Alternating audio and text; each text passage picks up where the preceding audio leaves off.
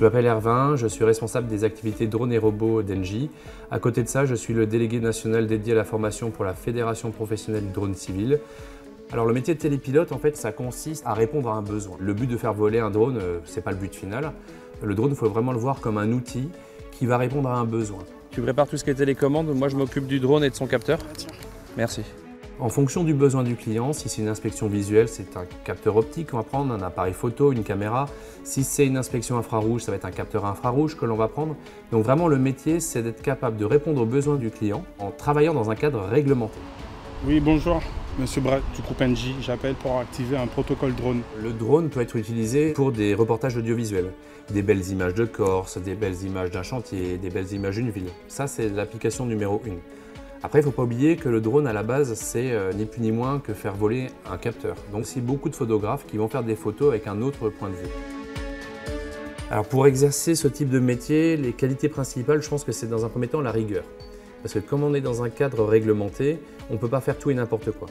En deux, je dirais le travail d'équipe. On n'aura pas un pilote qui fera le travail tout seul parce que les deux sont complémentaires. Le pilote et son copilote qui va l'aider sur des actions que le pilote ne peut pas faire tout seul et quelqu'un qui va être au sol aussi si possible pour nous aider à sécuriser la zone.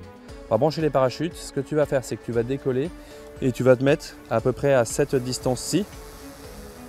Nous avons mis en place 2 certifications. La première qui correspond à répondre aux objectifs de la DGAC en termes de formation, qui consiste à faire voler un drone sans infraction. Mais ce qui est le plus important, c'est d'être capable de répondre aux besoins du client.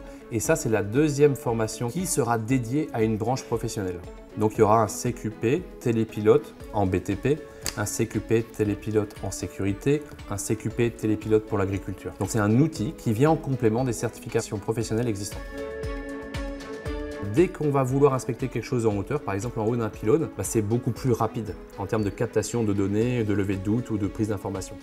Si c'est un humain qui monte, il est en situation de risque. Alors qu'envoyer un drone va faire baisser le risque parce qu'au pire, s'il y a un incident, c'est que du plastique et du métal et de l'électronique qui est cassé.